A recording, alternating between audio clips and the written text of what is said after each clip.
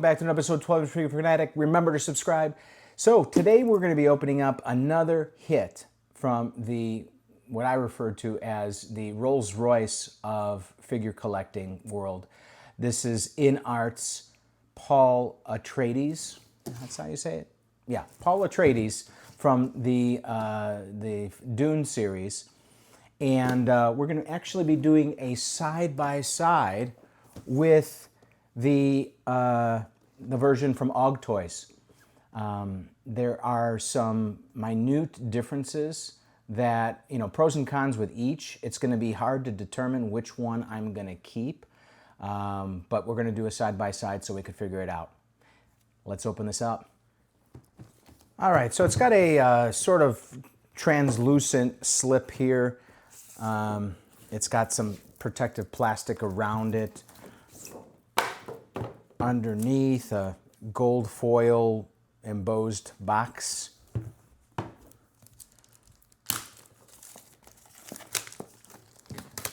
I swear, INART is just an amazing company. I mean, you pay a premium price for their figures, but then again, I mean, Hot Toys is slowly increasing the cost of their figures anyway, so, but you really do get what you pay for.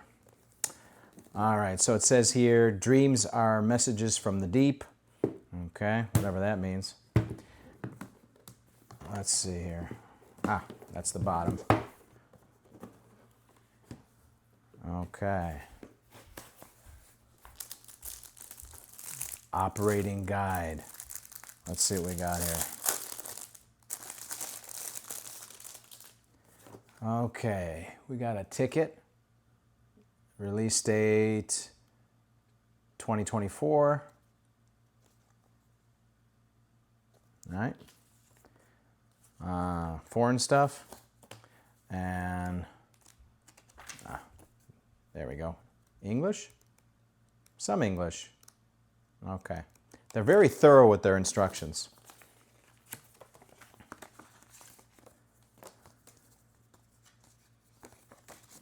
Their usual thank you letter. Nice quality material. All right. And here he is. Already I can tell the weathering is just outstanding on this figure. And the head sculpt, oh my gosh. So I've never seen hair sculpted like this before, but at first glance I thought it was stitched. That's how good it is. They've got several layers going on here, and I think what they did is there's probably several pieces that just glue on top, kind of like thin toupees, to make it look layered like that. But look at the head there. That is amazing. And the weathering and detailing. Oh my gosh. Look at that. Even the dirt on the bottom of the shoes.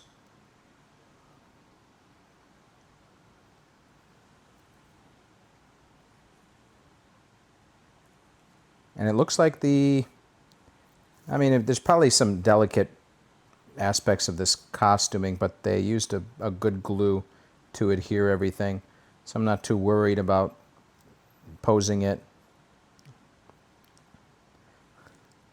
And it's got full dexterity. I love when these joints have a click to them, a slight, well, not so much in the elbow, but in the knee. You can tell there's, yeah, just ever so lightly, there's a click in there.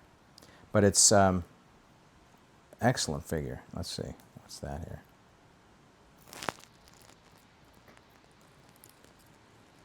Okay. So that's the nose piece. Wow. All right, let's take a look at what else we have here. So we have his respirator mask.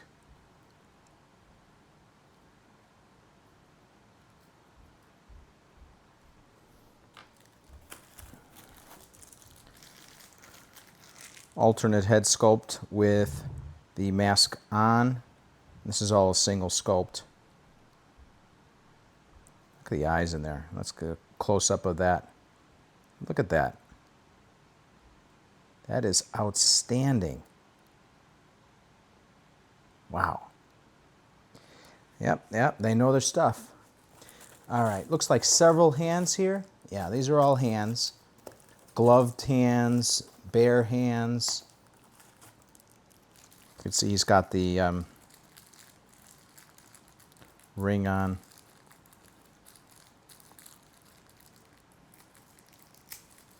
There we go.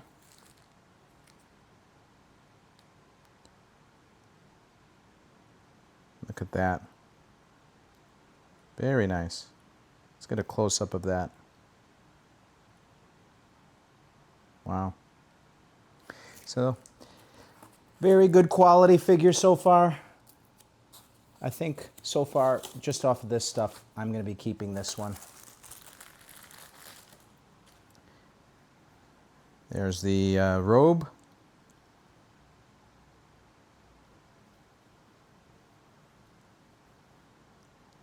Very weathered. Man. And the choice of materials too. Look at that. It's wire framed in the hood area and along the sides. So you can do that blowing in the wind look.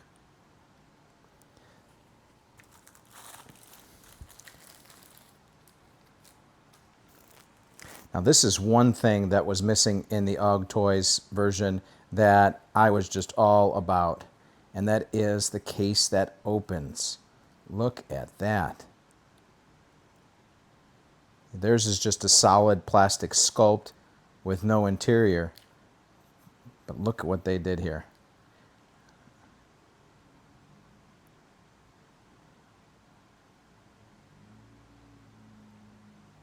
The detail is just outstanding. So those don't come out. It looks like they would, but this is all just sculpted in. And then looks like, yeah.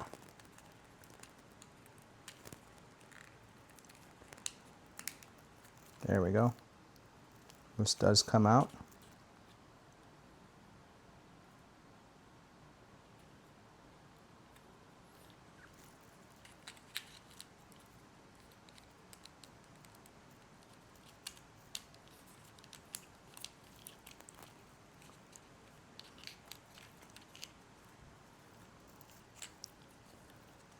Yeah, pretty nice. This also comes out. This is a, looks like a blade. A little X-Acto knife.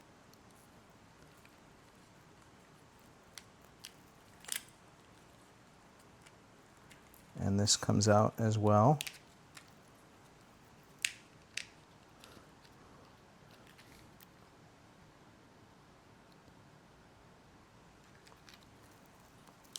And that's it. Then you got this container down here. And then you got this little thing down here.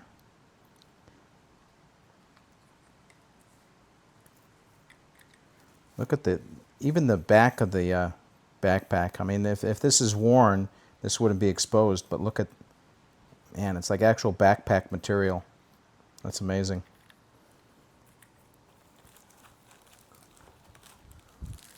All right, and then this is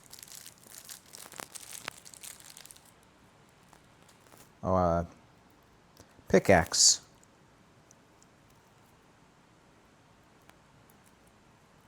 Okay, I don't want to break it. I'll read the instructions. I've learned my lesson from doing these videos. Yeah. So 2 of those pickaxes.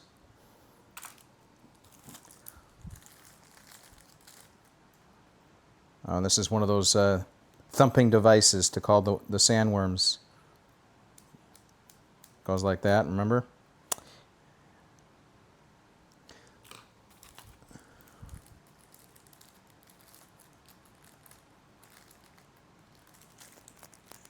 And Don't quite know what that is. It has an elastic band on it, so I'll read the instructions for that.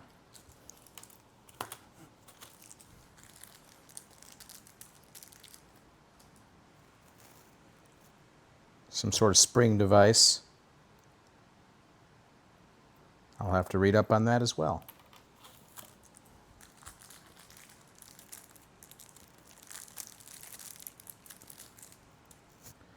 Aha. This is his knife.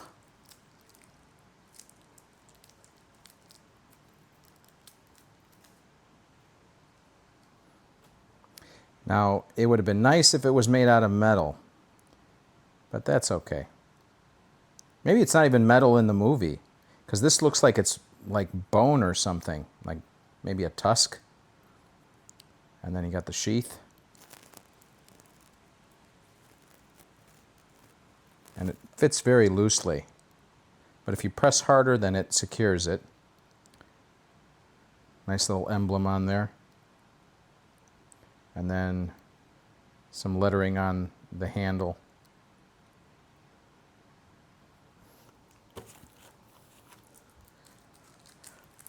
Another tiny device. I think this is a breathing device too. Can't be sure. I'll have to read up on that as well. And then you've got the base. And there's no stand, which means that most likely it's magnetic, which some companies are starting to shift to, thank God. Yeah, so it's got the magnetic base where you can shift the magnets in order to have some option of positioning the feet.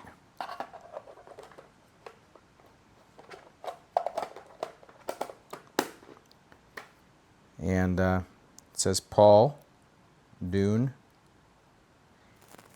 And you can't tell from the video that well, but it's got a sparkle effect,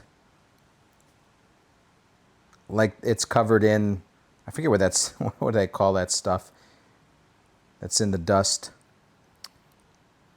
Anyways, let's take a look at all of this assembled, and let's pull out that Aug Toys figure and see which one comes out on top. All right, we're back. So I read the instructions. This is the force field or shield emitter device that you could put around the wrist. This is actually a gun. So it's a pistol that just, I guess, has a spring-loaded mechanism to it. These apparently don't open. I didn't see them in the instructions, and I'm not trying to break it, so I'm not pressing it, but it seems to be stuck in this position. This is called a paracompass. This is the open position, they call it. The closed position paracompass is in the back, in the backpack. I did find out that these have the rolling eyes feature in both head sculpts. Very nicely concealed in the edge of the mask on this one. And then on this one, it's concealed in the hair. One thing to be mindful of, as I'm working with this head sculpt, I noticed that one of the hair strands came out, and it broke right off. So there's some pliability to these, but they are delicate. Be wary.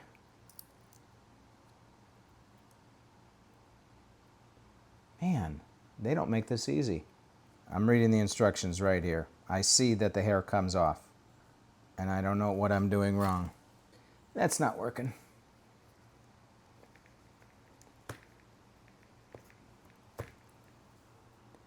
So the head sculpt is magnetic. And let's do the side-by-side here with the Aug Toys version. So some clear differences. The weathering on the INART version, much more superior. So is the choice of materials and stitching of the materials. Although I do like the way these boot guards look on this figure versus this one. They seem to be a little too loose on this one. Whoa! I'm just destroying this thing. I do like that the color of the strap is more subdued than on this one. The coloring in general is just off on this version. This is sort of a grayish green, and this is more of like an olive green. Also, this one has the wireframe around the edges. This one just kind of hangs there limp, but the material is thin enough to where it looks okay. The hood goes down a little bit better on this one. This one I just can't get it to go down. The crazy thing is there's wireframe running through here, and then there's wire in the hood.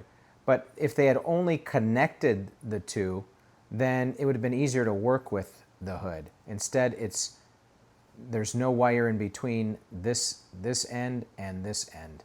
So it just kind of dangles there. But the choice of materials is different in the knives as well. In this one, it is clearly plastic, and it doesn't have, I mean, it still looks like it's like bone or something, but this one just has like it's hard to explain, but a sort of like a translucence to it almost that makes it look a little bit more like bone rather than just the color of bone. But difference in paint job as well. I don't know which one would be more movie accurate. I do like the detailing on the Aug Toys version, but it is bigger. The hand changes on the INART one were easy enough. No big deal there. The posability, I like the posability on the INART one a little bit better than this one. The head sculpts, if you compare them to, let's zoom in here. So this one looks almost photographic. This one, a little bit lacking in the paint job, and it also looks less like him. Definitely him, and less like him. Also, they did a worse job with the sculpt on the hair. It just looks scruffy. Looks more like when they tried to sculpt the Edward Scissorhands hair versus this one, where it almost looks stitched, like I said. I think pretty much the only thing I like on the Aug Toys version is the base. I like that sand base. Even though there's limitations to posability, because you pretty much got to plant the feet in that spot where it's indented. I do like, I mean, he spends a lot of time in the desert in both films, so this display base doesn't make too much sense to me. It looks more like something out of Blade Runner. But if I had to pick, definitely keeping the INART one. Yeah, they know how to do things. And they don't cut corners anywhere, like anywhere. So, scale of 1 to 10, I'm going to give this figure a 9.8. I'm just taking off 0.2 pounds for how the hair breaks easily. When you're supposed to be moving it around to access the eyeballs, which I can't even do, I go ahead and break off a strand of hair because the plastic isn't pliable enough. That's a problem. Otherwise, excellent figure. Thank you so much. See you next time.